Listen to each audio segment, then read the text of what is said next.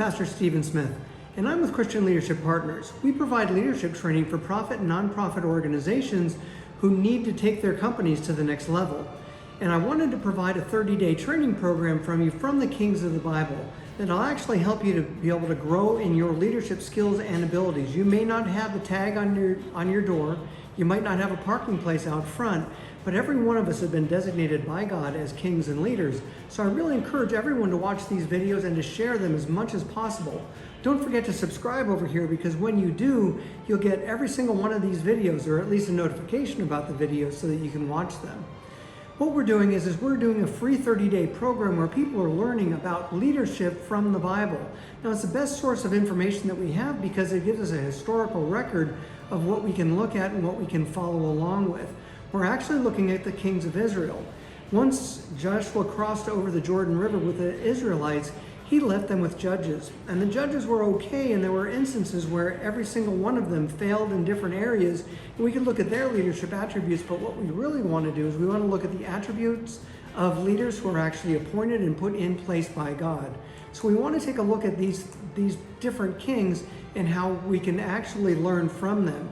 Ultimately, we'll find that each one of these kings have different attributes that reference the servant leadership that's put forth by Robert Greenleaf. Now, if we take that servant leadership and actually apply it to ourselves, we can actually see the attributes of Christ himself in us, and that actually makes us better leaders, doesn't it? So what we want to do is we want to make sure that we're doing these processes and following along with them. Yesterday we talked about Saul, and we saw that he was a handsome man, that he was good looking, that he was well equipped and ready to go out and to be the leader that Israel needed. And in fact, Samuel even thought he was the perfect man. He spoke well in front of people, he was humble, but yet we see that he actually failed in several different instances.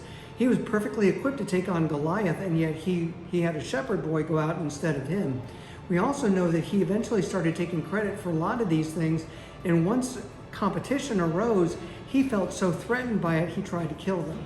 So we see that these are actually attributes, this jealousy and the things that he put forth actually ruined his leadership ability. What is it that we're doing that's actually keeping us from being our best leader? And that's really what we want to accomplish through these free videos. Now, this is only the second video, but we're going to take a look at the life of King David. King David actually gives us a lot of information that we can have, and in fact, it's going to take us 2 days to talk about it. So we're going to take 10 minutes now, and we'll take 10 minutes tomorrow, where you can see these different attributes of David. These attributes are actually really, really important for us because, hey, we can see that David was actually the king that all the other kings were compared to. It wasn't because he was just right there at the very beginning, but a lot of the kings, you're going to find that in both 1 Kings, 2 Kings, 1 Chronicles, and 2 Chronicles, when you go through and you read about the different kings, you're going to see that they were always compared to King David. They did things that King David did. They were better than King David. They weren't as good as King David. And we'll see that this is really an important standard that they're held up to. The other part of this is, and it's extraordinarily important for a lot of people out there, we can see that PTSD could have been a factor in David's life.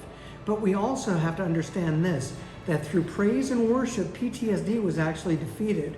Now, that's been scientifically proven that, and the serotonin that's produced through praise, worship, through love, joy, peace, patience, kindness, goodness, gentleness, self-control, all the fruit of the Spirit, that serotonin that is produced actually defeats the effects of PTSD. Now, you can look at our videos about PTSD, and I really do encourage you to do that because you'll see a difference. But what we want to do is take a look at King David today. Now, let's take a look at this as we go along. There's some really important things for us to understand that, first of all, that King David was actually anointed by Samuel, the same one that anointed Saul, and this was even during the time that Saul was alive. So there's a problem here. You had two anointed kings, and yet David was humble enough to be able to say, I am not going to move against the anointed of Israel. But let's take a look at his anointing. This is in 1 Samuel 16:13. It says, so as David stood there among his brothers, Samuel took the flask of oil he had brought and anointed David with the oil. And the Spirit of the Lord came powerfully upon David from that day on. Then Samuel returned to Ramah. So we also see that the Spirit of the Lord did fall on Saul, but it left him. It didn't stay with him long enough for him to be able to make a difference in his life. But with David, we can see that it actually did make a difference in him. And if we know that David knew this too, that he was anointed from the very beginning. So when he had to go out and face Goliath, he already knew that he was anointed. He already knew that he was going to succeed. And that's a true picture of faith and how we can live our lives. But if we know that we're in a leadership position, it doesn't matter what the circumstances are, you're the leader. So we know that we can succeed when we go out and we take a look at those things. We also see this, and this is before David actually had faced Goliath. But look at how they addressed David, the shepherd boy. This is 1 Samuel 16:18, just a few verses later. It says, one of the servants said to Saul, one of Jesse's sons from Bethlehem is a talented harp player. Not only that, he is a brave warrior, a man of war, and has good judgment. He is also a fine-looking young man, and the Lord is with him. So David's reputation is going out before him, and he's still only a shepherd. He has not yet fought Goliath. What he's going to do is he's going to go and he's actually going to minister to Saul when he's in these depths of depression, when he's having a difficult time. You see, Saul actually demonstrates the attributes of PTSD, whereas David and the singing and the worship can actually make a difference in their lives. And we talk about a spirit that Saul was afflicted with. It was actually the effects of this PTSD in his life. 1 Samuel 17:37 says this, and this is David speaking. He says, the Lord who rescued me from the claws of the lion and the bear will rescue me from this Philistine. Saul finally consented. All right, go ahead, he said, and may the Lord be with you. You see, the fact is that Saul didn't see that the Lord was already with David, and David already knew that the Lord was with him. So David knew that he was anointed, that he was appointed to be able to go out and to do these things, and he went confidently out there. And even though he had no leadership position yet, he went out and demonstrated his ability to be able to lead people when he addressed Goliath and said, this is what I'm going to do with you.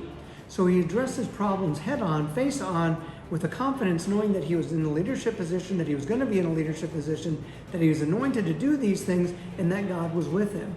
Equipped with those four things, couldn't he succeed at just about anything? You know, we can do the same thing if we take those same attributes.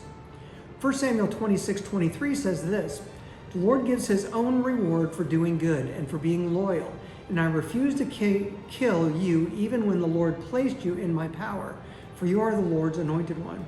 This is David talking directly to Saul, even though Saul had tried to kill him 3 times in the past, that he'd sent out a hunting party and was a part of that hunting party to try and kill David. He had gotten filled with such rage, he couldn't see his ability to be able to lead. So what we want to do is we want to make sure that we're not acting like Saul, but yet we're like David, where we respect the authority over us regardless of their ability to be able to lead or their failure to lead. We know that we're in leadership positions for the people underneath us, not for the people over us. And if we can remember that, then we know that our organization is going to be successful in every step along the way because our team is successful. 1 Samuel 30 verse 8 gives us a picture of David and he says this, then David asked the Lord, should I chase after this band of raiders? Will I catch them? And the Lord told him, yes, go after them. You will surely recover everything that was taken from you. In several instances from this point on, David is taking his leadership, but before he executes anything, he actually inquires of the Lord. And we know that if we inquire of the Lord before we do anything, then we know that we can be successful. Look at what he says in 2 Samuel 3:18. He says, now is the time, for the Lord has said, I have chosen David to save my people Israel from the band of Philistines and from all their enemies. David was chosen by the Lord to be able to do these things. Now this is the first part of David that we really want to take a look at. Look at his attributes. He was a natural leader. He had a good reputation. He was loyal to those, even though they were trying to kill him. He was inspired others by his actions. He inquired of God in most instances, and we'll talk about the areas where he failed in the past. The thing is that there were others in this first part of David's life that actually saw David as arrogant. So we want to make sure that we're not arrogant leaders. So what we want to do as leaders is we want to identify our attributes and we want to identify our skills. Our attributes are those things, those definite abilities that we have that we were born with. If you're a good speaker, that's an attribute. If you have to work on your speaking, that's a skill that you can develop. So we want to list each of those attributes and then the skills that we actually need to get better at. We want to improve our attributes every single day and also work on our skills so we can be successful where we know that we can be. So take a look at these videos, make sure that you subscribe over here and don't miss a thing. Share them with your friends, share them with those around you, and don't forget to take a look at our website and see what we're doing in other organizations, whether it's down in Panama or it's up in the United States. Well, God bless you, and why don't you go out and be a leader?